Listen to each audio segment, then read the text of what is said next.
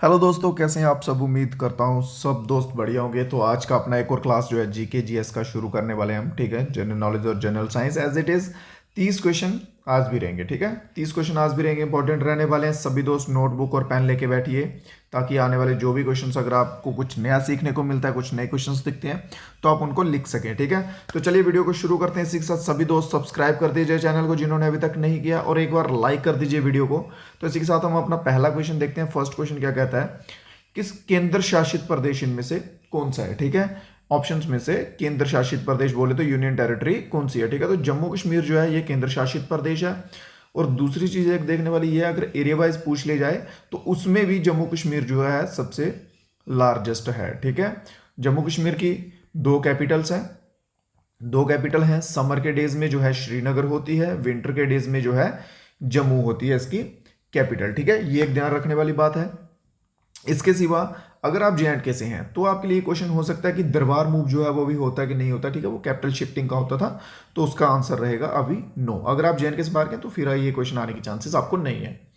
Question number दूसरा क्या कहता है कि दादर और नागर हवेली की राजधानी जो है वो कौन सी है। ठीक है, दादर नागर हवेली की राजधानी जो है सिलवासा है। सभी दोस्त लाइव चैट में आंसर देते जाएं। ठीक है, सभी दोस्त रिक्वेस्ट है कि आंसर देते जाएं और कमेंट में भी अपना प्यार दिखाएं दोस्तों। ठीक है, आप सभी के कमेंट्स जो है वो मैं पढ़ता हूँ। ठीक है, कमेंट्स में भी आंसर सभी दोस्त देते जाएं। तो सिलवासा जो है ये दादर नागर की हवेली की कैपिटल है। ठीक है, इसके सिवा जो है पोर्ट ब्लेयर जो है, port Blair Andaman and Nicobar की कैपिटल आती है। ठीक है, काराबाती जो है, काराबाती आती है लक्षद्वीप की कैपिटल आती है। ठीक है, लक्षद्वीप की। और चंडीगढ़ जो है ये पंजाब एंड हरियाणा। ठीक है, पंजाब और हरियाणा की कैपिटल कौन सी है, चंडीगढ़। चलिए नेक्स्ट क्वेश्चन देखते हैं, साथ साथ में लिखते जाओ, जो कुछ इंपॉर्टेंट लगता है, जो कुछ नया सीखने को मिल रहा है लिखते जाओ। ठीक है, क्वेश्चन नंबर थर्ड क्या कहता है, असहयोग आंदोलन जो है वो कब हुआ था। ठीक है, असहयोग आंदोलन, बहुत बढ़िया। नॉन कॉपरेशन मूवमेंट कब हुआ था। व्हाट्सएप ग्रुप ज्वाइन कर लीजिएगा, वहां पे आपको पीडीएफ मिल जाएगी। व्हाट्सएप ग्रुप पे पीडीएफ आपको मिल जाएगी। ठीक है, तो असहयोग आंदोलन जो है 1920 में हुआ था। 1920 से लेकर 1922 तक चला था, चलाया गया था महात्मा गांधी के द्वारा।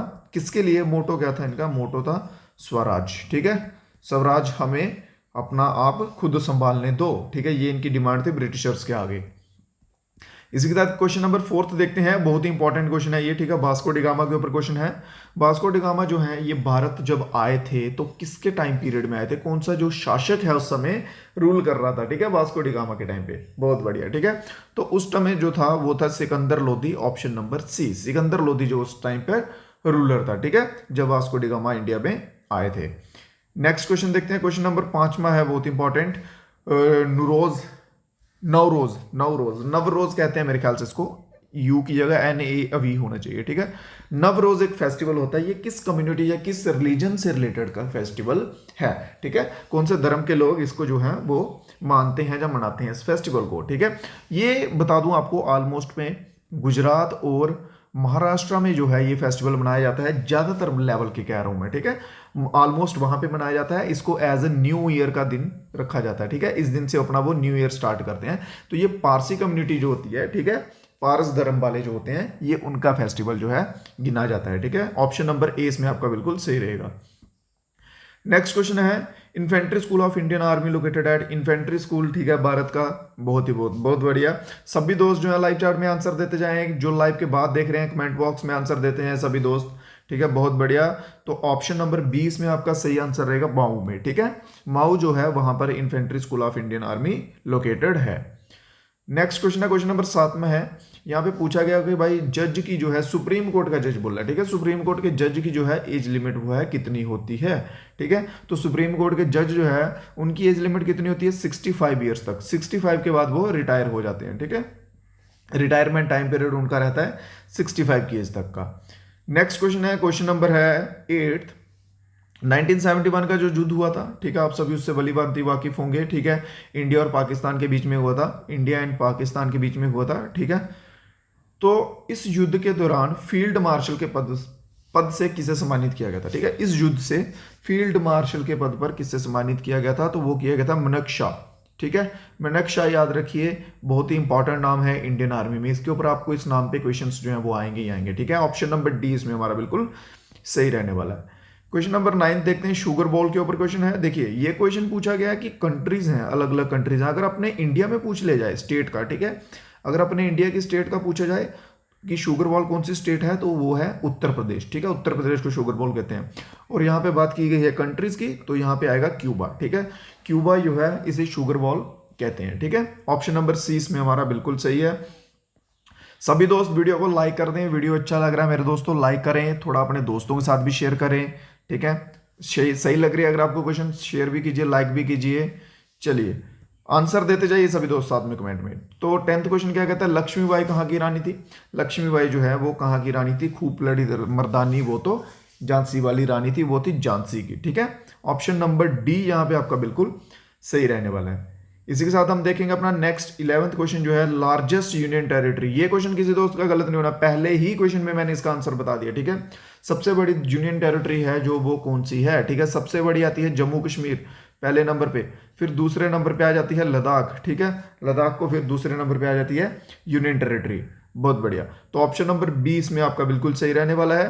देखिए एरिया का अगर आपको डाउट है तो जम्मू कश्मीर का जो एरिया है लगभग 1.25 लाख के करीब है, 1.25 लाख स्क्वायर किलोमीटर के करीब है।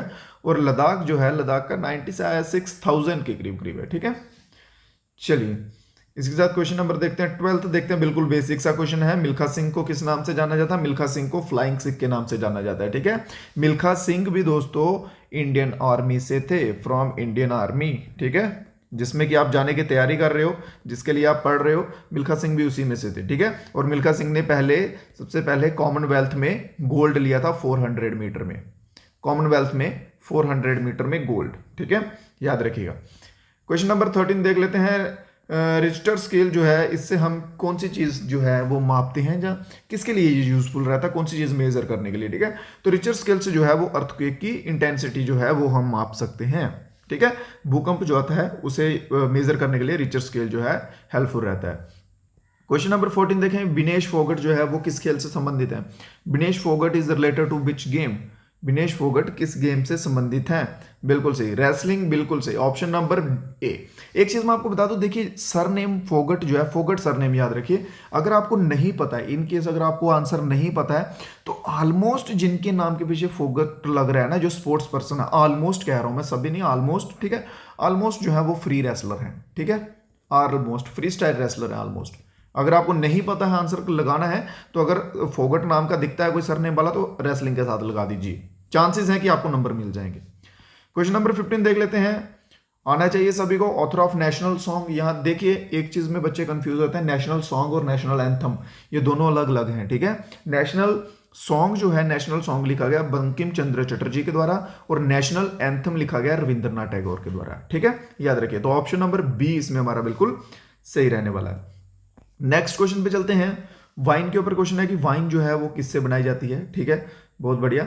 देखिए वाइन यहाँ पे तो आगे केमिकल चीज़ें आ गई, ये बनाई जाती है फ्रेगमेंटेड ग्रेप्स जो होते हैं, ठीक है, सड़े हुए अंगूरों से, ठीक है, फ्रेगमेंटेड ग्रेप्स। अगर फ्रेगमेंटेड ग्रेप्स दिखे आपको वाइन वाले क्वेश्चन में, तो डेफिनेटली इसी के साथ जाइएगा, ठीक है। तो यहाँ पे हमारा आंसर रहेगा यीस्ट, ठीक है, फ्रेगमेंटेड ग्रेप से यीस्ट डालकर जो है वाइन बनाई जाती है। ऑप्शन नंबर बी जो है इसमें बिल्कुल सही रहने वाला है। क्वेश्चन नंबर 17 देख लेते हैं। एसिड के ऊपर क्वेश्चन है, लिटमस पेपर बिकम, जब हम लिटमस पेपर होता है, ठीक है मेरे भाइयों, लिटमस पेपर के हम एसिड डालेंगे तो उसका कलर जो है वो कैसा हो जाएगा, ठीक है। इसका पीएच का एक स्केल होता है 0 से 14, बीच में 7 होता है। 7 जो है ये न्यूट्रल होता है, ये एसिड होता है, और इस साइड का बेस होता है, ठीक है। जब हम ये वाला एसिडिक है, ये बेस है, याद रखिए, हाँ। तो उसको जब हम लिटमस पेपर पे एसिड डालेंगे, ठीक है, तो वो ब्लू कलर से जो है वो रेड की तरफ चला जाएगा, ठीक है, अगर एसिड डालेंगे। अगर बेस डालेंगे, ठीक है, तो वो ब्लू में बन जाएगा, ठीक है, याद रखिए ये एसिड और बेस का, अगर एसिड है तो रेड बनेगा, अगर बेस है तो ब्लू बनेगा, ठीक है। तो ब्लू से रेड बन जाएगा, क्यों? क्योंकि हमने उस पर एसिड डाला है। ऑप्शन नंबर 20 में हमारा बिल्कुल सही रहेगा। क्वेश्चन नंबर 18 देख लेते हैं। स्मॉल पॉक्स के ऊपर क्वेश्चन है कि स्मॉल पॉक्स जो डिजीज है ये किससे संबंधित है? तो स्मॉल पॉक्स एक वायरल डिजीज है, ठीक है, जो पर्सन टू पर्सन जो है स्प्रेड होती है, ठीक है, एक इंसान से दूसरे इंसान को फैलती है ये डिजीज स्मॉल पॉक्स, ठीक है। नेक्स्ट क्वेश्चन देखते हैं। क्वेश्चन नंबर 19 क्या कहता है? क्वेश्चन नंबर 19 है, what electricity is produced by a dynamo device. एक डायनामो डिवाइस के द्वारा कौन सी इलेक्ट्रिसिटी प्रोड्यूस की? डायनामिक इलेक्ट्रिसिटी, बिल्कुल बेसिक, ठीक है। Option number A, dynamo device के द्वारा डायनामिक, बिल्कुल ठीक है। तो ऑप्शन नंबर ए इसमें हमारा बिल्कुल सही रहेगा। क्वेश्चन नंबर 20 देख लेते हैं। बर्निंग, जलने से कौन सी गैस जो है हमें बचाती है, ठीक है। हमें कह लीजिएगा आग लग गई है तो उसमें कौन सी गैस जो है वो हेल्पफुल रहेगी उसको रोकने के लिए, तो carbon dioxide. Fire extinguisher, fire extinguisher आप सभी को मालूम हो गए, रेड कलर के रहते हैं बड़े बड़े, उनमें क्या होती है मेरे भाई, उनमें होती है कार्बन डाइऑक्साइड, ठीक है। वो कार्बन डाइऑक्साइड से बने होते हैं, वो जो है कार्बन डाइऑक्साइड की कैसे मतलब कि कह सकते हैं आपकी बचाती है, जहाँ आग बंद कर देती है। कार्बन डाइऑक्साइड आग के चारों तरफ जो है कवर कर लेती है और ऑक्सीजन की सप्लाई कट कर देती है। जब ऑक्सीजन नहीं मिलता है तो उस वजह से जो है आग जो है जलना बंद हो जाती है, ठीक है। आग को जलने के लिए भी ऑक्सीजन चाहिए होता है। नेक्स्ट क्वेश्चन देख लेते हैं। Device which convert solar energy into electric energy. एक डिवाइस जो सोलर एनर्जी को इलेक्ट्रिक एनर्जी में कन्वर्ट कर रहा है, किससे होगी, सोलर सेल से होगी, ठीक है। तो सोलर सेल इसका हमारा बिल्कुल सही आंसर रहने वाला है। नेक्स्ट क्वेश्चन देखते हैं, क्वेश्चन नंबर 22। बहुत बढ़िया, क्वेश्चन नंबर 22 न्यूटन का लॉ आ गया है यहाँ पे, ठीक है, कि न्यूटन का कौन सा लॉ ऑफ मोशन जो है अप्लाई होगा स्विमिंग करते वक्त। देखिए हम स्विमिंग करते हैं तो कौन सा लॉ जो है अप्लाई होता है, ठीक है। तो स्विमिंग करते वक्त होता है थर्ड लॉ अप्लाई, तो थर्ड लॉ अप्लाई होता है। थर्ड लॉ में क्या कहते हैं कि every action gets equal and opposite reaction, ठीक है। Every action gets equal and opposite reaction, ठीक है, ऑपोजिट रिएक्शन।